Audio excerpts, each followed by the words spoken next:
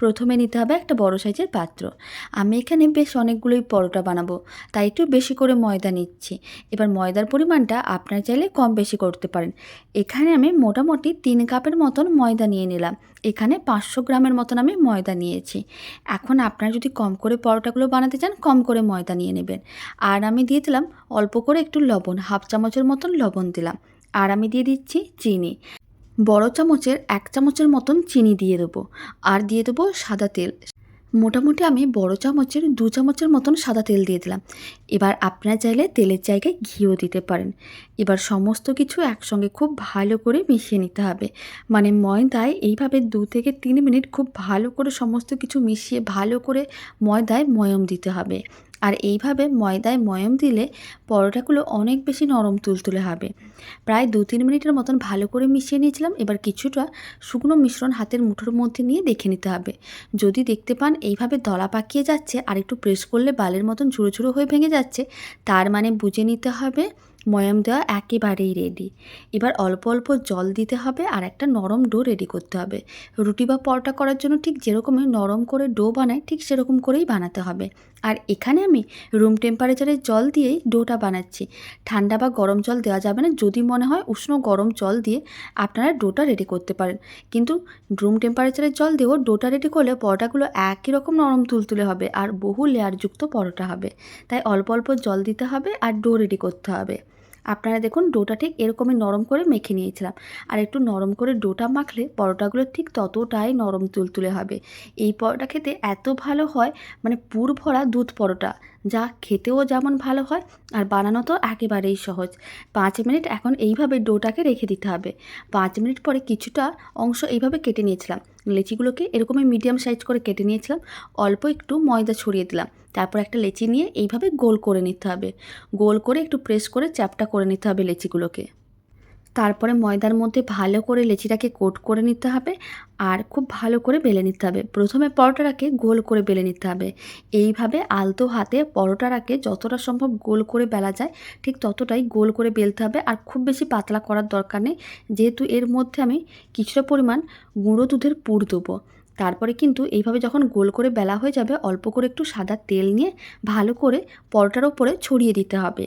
আর ভালো করে সাদা তেলটা ছড়িয়ে নেওয়ার পরে অল্প করে একটু ময়দা নিতে হবে। ময়দা নিয়ে নেওয়ার পরে এইভাবে ঠিক পরোটার ওপরে যে লেচিটাকে আমি বেলে নিয়েছিলাম গোল করে, তারপরে অল্প করে একটু ময়দা ছড়িয়ে হাত দিয়ে খুব ভালো করে চারিদিকে ছড়িয়ে নিতে হবে। খুব ভালো করে ছড়িয়ে নেওয়া হয়ে গেছে। এখন কিছুটা পরিমাণ গুঁড়ো দুধ নিতে হবে। এখানে আমি 2 চামচের মতন গুঁড়ো দুধ দিয়ে দিচ্ছি। মাঝখানে ঠিক পরোটার মাঝখানে এইভাবে গুঁড়ো দুধটা দিয়ে দিতে হবে। তারপরে ফোল্ড করে নিতে হবে। ফোল্ড করাটা দেখিয়ে দিচ্ছি। এইভাবে ফোল্ড করলে গুঁড়ো দুধ বাইরে একটুও বেরিয়ে আসবে না আর পরোটাগুলো খেতে দারুণ লাগবে। তার জন্য ঠিক এইভাবে গুঁড়ো দুধটাকে ভালো করে ছড়িয়ে নিতে হবে। ভালো করে গুঁড়ো দুধ ছড়িয়ে নেওয়ার পরে ঠিক এইভাবেই কিন্তু আটকে নিতে হবে। আপনারা দেখুন ঠিক এইভাবে, যাতে গুঁড়ো দুধটা বাইরে না বেরিয়ে যেতে পারে। এইভাবে খুব ভালো করে আটকে নেওয়ার পরে কোনো রকম কিন্তু জল দেওয়ার দরকার নেই। এইভাবে আস্তে আস্তে করে ফোল্ড করে নিতে হবে। আর জল দিয়ে দিলে অনেক বেশিভাবে আটকে যাবে, তাহলে পরোটার লেয়ারগুলো ভালোভাবে আসবে না। তাই চৌকো করে এইভাবে পরোটাগুলোকে রেডি করতে হবে। সমস্তগুলো একসঙ্গে রেডি করে নিতে পারেন, তারপরে কিন্তু এক একটা পরোটাকে বেলে নিতে হবে। তারপরে কিন্তু পরোটাকে বেলার আগে হাত দিয়ে এইভাবে একটু প্রেস করে ভালো করে চ্যাপ্টা করে নিতে পারেন। তাহলে গুঁড়ো দুধটা ভালো করে ছড়ানো হয়ে যাবে। ঠিক এইভাবে আস্তে আস্তে করে প্রেস করে চ্যাপ্টা করতে হবে। যখন একটু প্রেস করে চ্যাপ্টা করা হয়ে যাবে, গুঁড়ো দুধটা ভালো করে ছড়ানো হয়ে যাবে, অল্প করে একটু ময়দা ছড়িয়ে দিতে হবে। আর ভালো করে ময়দার মধ্যে হালকা করে কোট করে নেওয়ার পরে ঠিক এইভাবে পরোটাটাকে বেলে নিতে হবে। আর এই পরোটা একবার বাড়িতে বানালে ছোট থেকে বড় যে কেউ খুবই পছন্দ করবে। সমস্ত পরোটাগুলো একইভাবে রেডি করতে হবে। পরোটাটাকে বেশ চ্যাপ্টা করে আমি বেলে নিয়েছিলাম, এর থেকে বেশি পাতলা করে বেলবো না। আর এইভাবে বেলে নিলে লেয়ারগুলো খুব সুন্দর থাকে, পরোটাটা খেতেও ভালো লাগবে। তারপর একটা তাওয়া নিয়েছি। তাওয়ার ওপরে পরোটাটাকে দিয়ে দিলাম। শুকনো খোলায় প্রথমে পরোটাটাকে উল্টে পাল্টে এদিক ওদিক হালকা করে একটু ভেজে নিতে হবে। তারপর অল্প অল্প তেল নিতে হবে আর তেলটা এইভাবে ওপরে অল্প অল্প করে ছড়িয়ে দিতে হবে। আপনারা চাইলে ঘি দিয়েও পরোটাগুলো ভাজতে পারেন, আর না হলে তেল দিয়েও পরোটাগুলো ভেজে দেখতে পারেন, খেতে দারুণ লাগবে। আপনারা চাইলে যে কোনো রেসিপির সঙ্গেও সার্ভ করতে পারেন, তবে নিরামিষ দিন হোক বা যে কোনো দিনে এই পরোটাগুলো খেতে এতটাই ভালো হয় যে আপনারা এমনিই খেয়ে নিতে পারবেন। স্কুল অফিসের টিফিনে হোক বা সকালের ব্রেকফাস্টে, আর না হলে রাতের ডিনারেও এই এই পরোটার জুড়ি মেলা ভার। ঠিক এইভাবে উল্টে পাল্টে রাখতে হবে আর অল্প অল্প করে তেল ব্রাশ করে পরোটাগুলোকে উল্টে পাল্টে লাল লাল করে ভেজে নিতে হবে। আপনারা দেখলেন তো পরোটাগুলো কী সুন্দরভাবে ফুলে উঠছে, তার মানে লেয়ারগুলো সুন্দরভাবেই রেডি হচ্ছে। দুদিকে উল্টে পাল্টে বেশ লাল লাল করে পরোটাগুলো ভেজে নিয়েছিলাম। এর থেকে আর বেশি লাল করব না, ফ্লেমটা মিডিয়াম টু হাইতেই আছে। পরোটাটা ভাজা হয়ে গেছে, তুলে নিলাম। এবার এক সাইডে পরোটাটাকে তুলে রেখে দিতে হবে। আমি আপনাদের আরেকটা পরোটা ভাজা দেখিয়ে দিচ্ছি। তার জন্য আবারও একটা পরোটা এইভাবে কিন্তু তাওয়ার মধ্যে দিয়ে দিতে হবে। আর শুকনো খোলায় প্রথমে উল্টে পাল্টে হালকা করে একটু ভেজে নিতে হবে।